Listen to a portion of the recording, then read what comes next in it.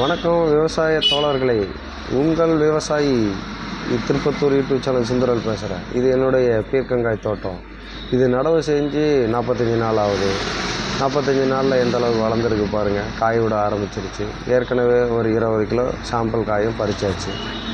இப்போ நீங்களும் இந்த பீர்க்கங்காய் விவசாயம் பண்ணோம்னா எப்படி செய்கிறதுன்ற காணொலியில் பார்க்கலாம்.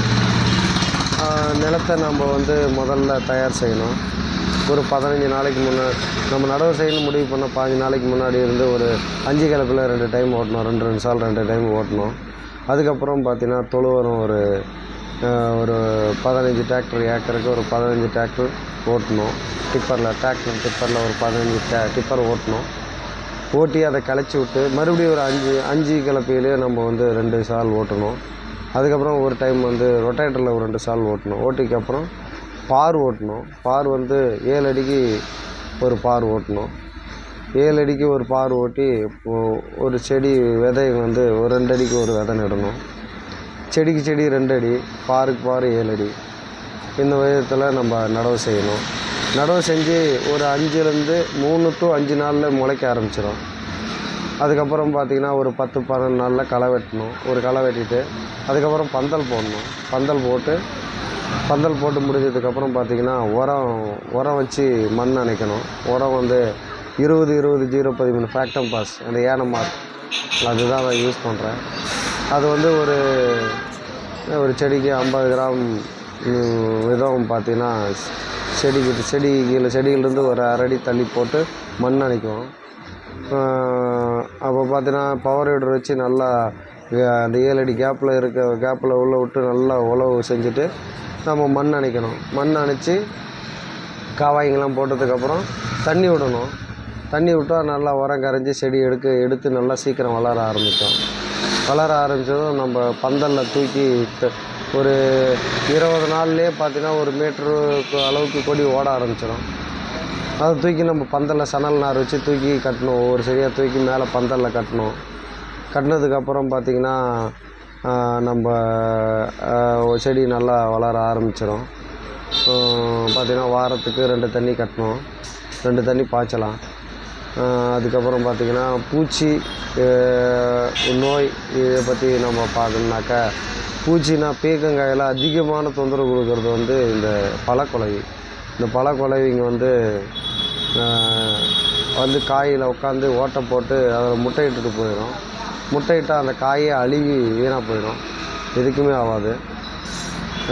அதுதான் இப்போ அதிகப்படியான தொல்லையாக இருக்கிறது பழக்குலவி தான். அதுக்கப்புறம் பார்த்திங்கன்னா வண்டு, பூச்சி எல்லாமே இருக்கும். அப்புறம் பார்த்திங்கன்னா வைரஸ், முடக்கு நோவு. அது ஒரு சின்ன சாறு உறிஞ்ச பூச்சினால இந்த வைரஸ்ன்ற முடக்கு நோவு வருது. அதை கண்ட்ரோல் பண்ணணும். அதுக்கு நம்ம கடையில் மருந்து கடையில் போய்ட்டு இந்த மாதிரி முடக்கு நோய் இருக்குது, வைரஸ் இருக்குதுன்னு சொல்லி கேட்டால் அதுக்கு தகுந்த மாதிரி மருந்து தருவாங்க. அதை வாங்கிட்டு அடிக்கணும். பழக்குலவிக்கும் மருந்து இருக்குது. மருந்து என்ன டிசீஸுங்கிற மருந்து ஒரு லிட்டருக்கு 15 ml டிசீஸுங்கிற கெமிக்கல் மருந்து கலந்து ஸ்ப்ரே பண்ணால் அந்த பழக்குலவி வராது. ஒரு வாரம் 10 நாளைக்கு கண்ட்ரோலாக இருக்கும். அதுக்கப்புறம் பார்த்திங்கன்னா இனக்கவர்ச்சி பொறி இருக்குது பழக்குலவிக்கு.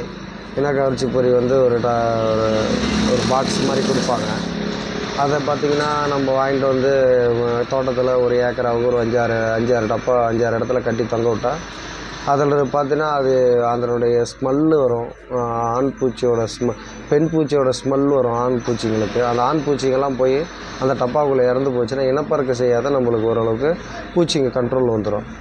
அதுக்கு அடுத்தது பார்த்திங்கன்னா கருவாட்டு பொறி கட்டலாம். கருவாட்டு பொறின்றது ஒன்றும் இல்லை, பழைய வாட்டர் பாட்டில் எடுத்து 1 லிட்டர் வாட்டர் பாட்டிலில்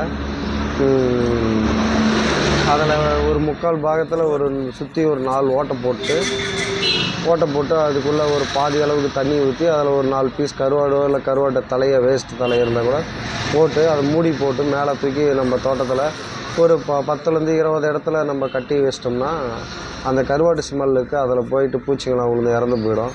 அதில் பழக்குலவி மட்டும் இல்லை, வண்டு, ஈக்கள், இந்த மாதிரி எல்லா விதமான பூச்சியும், பட்டுப்பூச்சி, இந்த மாதிரி எல்லாமே, தத்துப்பூச்சி, அந்துப்பூச்சி, இந்த மாதிரி பூச்சி எல்லாமே போய் அதில் இறந்து போயிடும். அதுக்கப்புறம் பார்த்திங்கன்னா லைட், வீடியோவில் முன்னாடி நீங்கள் பார்த்துருக்கலாம். அதில் பார்த்திங்கன்னா விளக்கு பொறி வைக்கலாம். லைட் ட்ராப்னுவாங்க அதை பார்த்திங்கன்னா நம்ம ரெடிமேடாகவும் கிடைக்கிது. அது 2000 2500 3000 விற்கிறாங்க சோலாரு.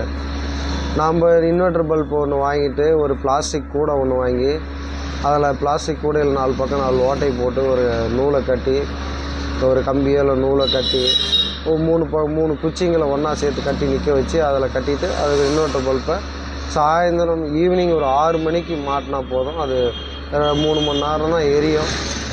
6 to 9 9:30 10 மணி வரைக்கும் எரியும். அப்போ வந்து பார்த்திங்கன்னா அந்த லைட் வெளிச்சத்துக்கு அந்த அந்து பூச்சியெல்லாம் வந்து இறந்துடும். அந்த தண்ணி அந்த பிளாஸ்டிக் கூடையில் தண்ணி ஊற்றி அதில் கொஞ்சம் எண்ணெய் ஏதாவது ஒரு எண்ணெய் ஊற்றி அப்புறம் கட் பண்ணி தூக்கிடலாம். வேறு இங்கே கூட நல்லா காய் ஓரளவுக்கு நல்லா பெருசாக வந்துருக்கு. இது ஒன்று கொஞ்சம் நல்லா அறுவடை பண்ணிடலாம் அப்படின்னு எடுத்து போடலாம். இதோட பூ காமிச்சிருங்க. நல்லா மலர்ந்து பூ இல்லையா? சாயந்தரம் ஈவினிங் 4 மணிக்கு 5 மணிக்கு மேலே தான் இந்த பூ பூ வரும். இதுதான் பூ. இது மொக்கா இருக்குது இல்லையா? ஈவினிங் 5 மணிக்கு வெடிச்சிடும். அது வெடிச்சது ஃபோட்டோ கூட எடுத்துருவேன். இப்போ இந்த வீடியோவில் வந்து ஓரளவுக்கு கிளாரிட்டி கம்மியாக தான் இருக்குது.